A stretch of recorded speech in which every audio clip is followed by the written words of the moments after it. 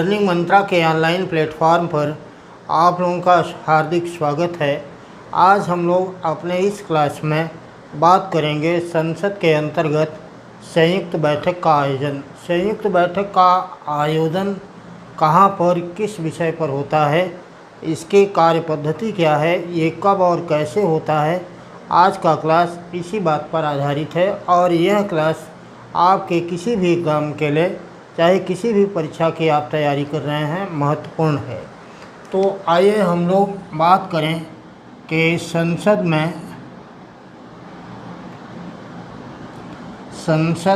संयुक्त बैठक का आयोजन। एक बात हम लोग करना स्टार्ट करें, आपको सबसे पहले इस बात को समझना है कि संयुक्त बैठक का आशय क्या होता है। संयुक्त बैठक का आशय है कि लोकसभा एवं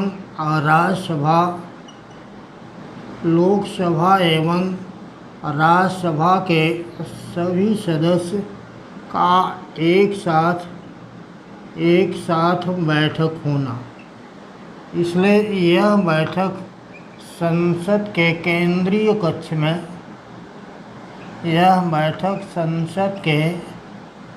केंद्रीय कक्ष में आयोजित किया जाता है। अब दूसरी महत्वपूर्ण बात कि संयुक्त बैठक का आयोजन नहीं होता है कहाँ पर। संयुक्त बैठक का आयोजन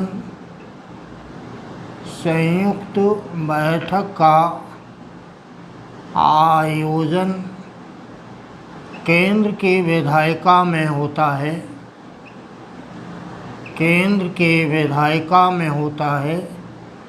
लेकिन राज्य विधायिका में यह आयोजन नहीं होता।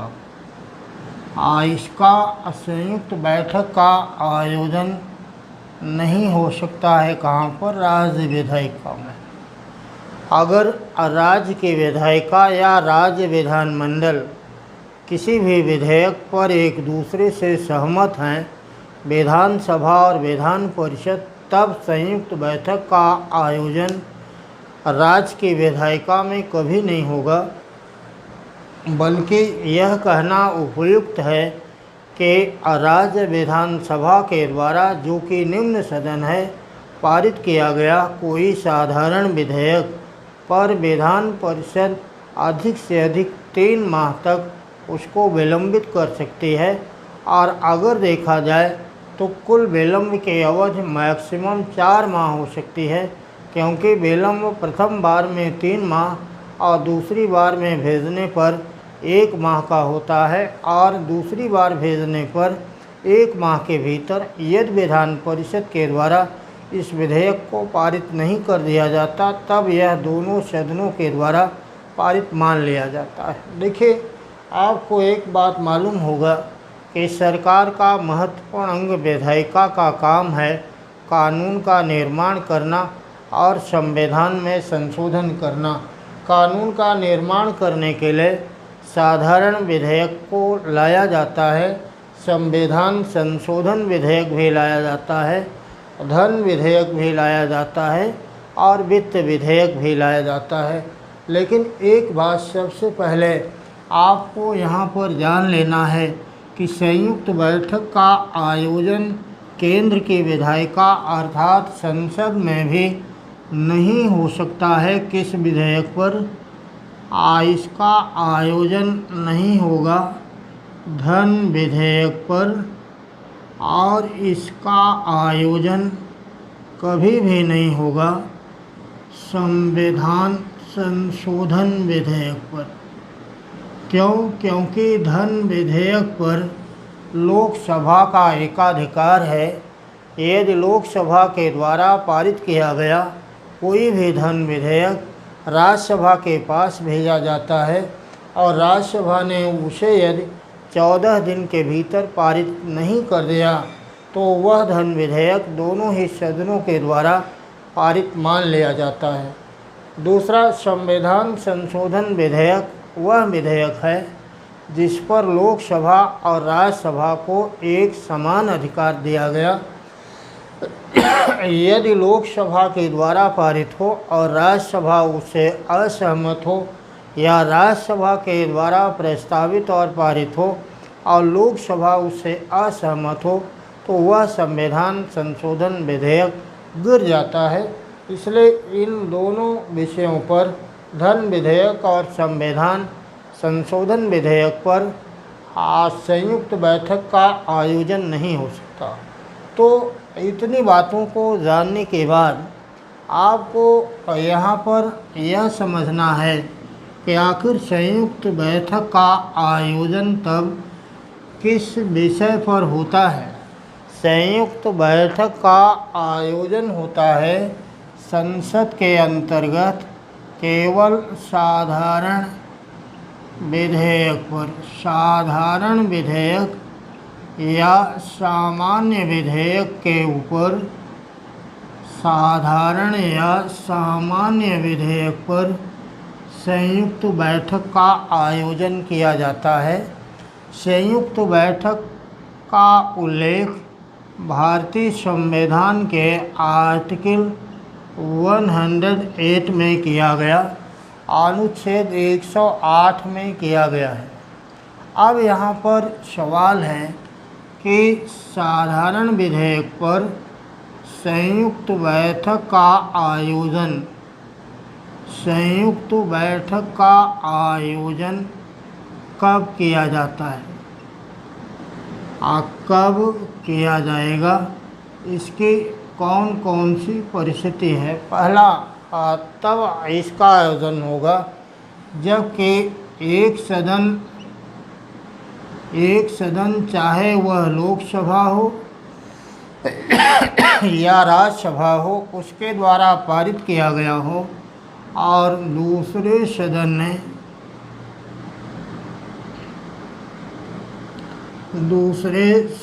ने यदि उसे अस्वीकार कर दिया हो। दूसरा है, एक सदन ने पारित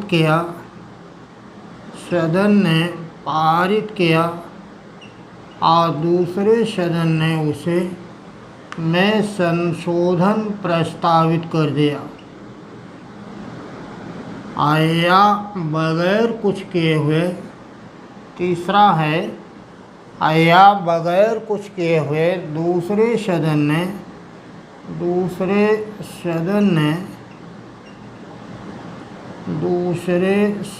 ने 6 माह व्यतीत कर दिया, 6 माह व्यतीत कर दिया। तब इन तीनों का अर्थ यह निकलेगा कि अमुक साधारण विधेयक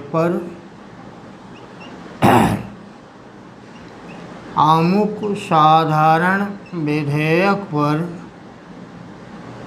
दोनों ही सदनों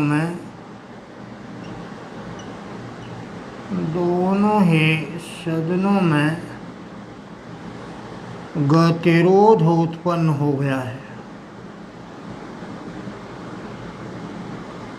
गतिरोध उत्पन्न हो गया और इस गतिरोध का फैसला होता है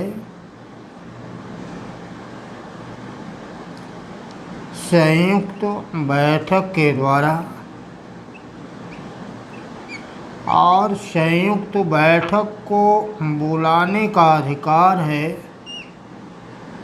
राष्ट्रपति को,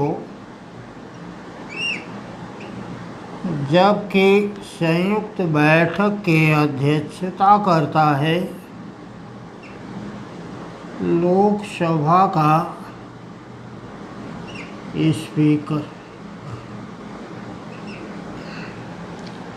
राष्ट्रपति के द्वारा संयुक्त बैठक को, यदि सदन बैठक में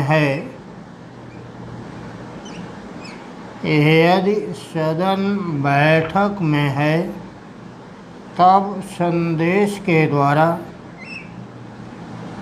और यदि सदन बैठक में नहीं है तब अधिसूचना के द्वारा बुलाया जाता है। राष्ट्रपति संयुक्त बैठक को बुलाता है। यदि सदन बैठक में है तो संदेश के द्वारा, बैठक में नहीं है तो अधिसूचना के द्वारा, और राष्ट्रपति के द्वारा संयुक्त बैठक केंद्रीय मंत्रिपरिषद के सलाह पर बुलाया जाता है। राष्ट्रपति कितने समय सीमा के भीतर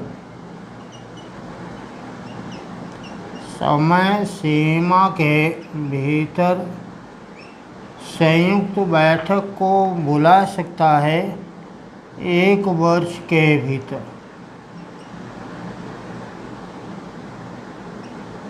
गतिरोध से 1 वर्ष के भीतर, अर्थात दूसरे सदन के पास जाने पर 6 माह के खत्म हो जाने पर 1 वर्ष के भीतर राष्ट्रपति के द्वारा संयुक्त बैठक को बुलाना होगा। यदि राष्ट्रपति ने 1 वर्ष के भीतर संयुक्त बैठक को नहीं बुलाया तब वह विधेयक समाप्त हो जाएगा। दूसरी महत्वपूर्ण बात यह भी है कि यदि राष्ट्रपति के द्वारा संयुक्त बैठक को नहीं बुलाया जाता है तब भी यह साधारण विधेयक अपने आप ही खत्म हो जाता है। दूसरी महत्वपूर्ण बात यह है कि संयुक्त बैठक के अंतर्गत बैठक में विधेयक के उसी भाग पर चर्चा की जाती है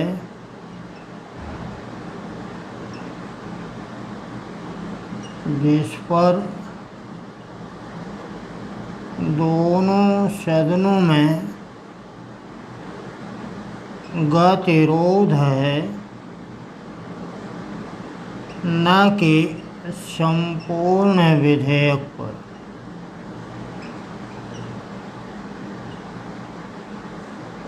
न कि संपूर्ण विधेयक पर। दूसरी बात यह कि यदि संयुक्त बैठक की अधिसूचना जारी कर दी गई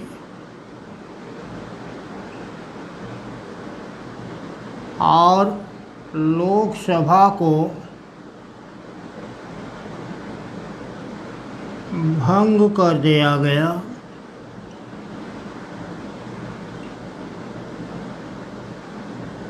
या विघटित कर दिया गया है, तब भी संयुक्त बैठक का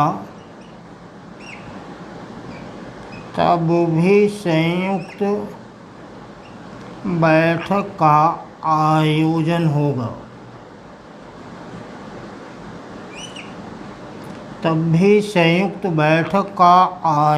होगा। अर्थात होने वाली संयुक्त बैठक के ऊपर कोई भी प्रभाव नहीं पड़ेगा। दूसरी महत्वपूर्ण बात कि इस संयुक्त बैठक में विधेयक के भाग्य का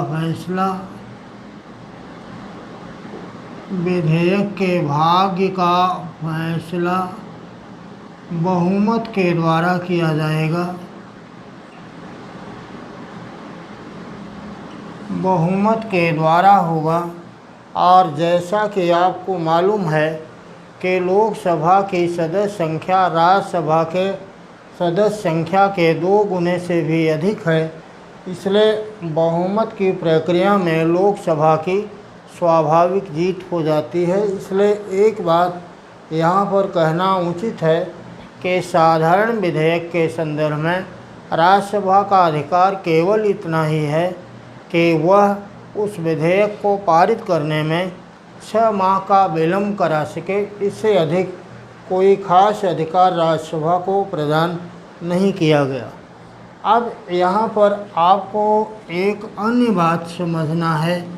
अभी तक संयुक्त बैठक का आयोजन भारत के संसदीय प्रणाली के इतिहास में 3 बार हुआ है। सर्वप्रथम संयुक्त बैठक का आयोजन 1961 में हुआ। दहेज निरोधक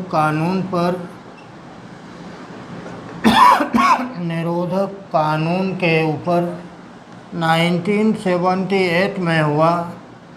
बैंकिंग सेवा पर और 2002 ईस्वी में हुआ कोटा पर।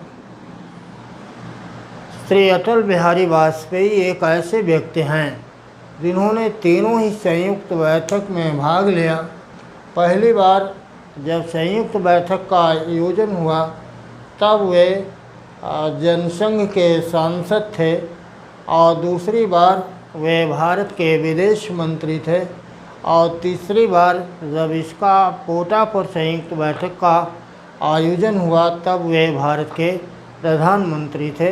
इस प्रकार से संयुक्त बैठक का आयोजन अभी तक केवल 3 बार हुआ है और अटल बिहारी वाजपेयी ने इन तीनों ही संयुक्त बैठकों में भाग लिया।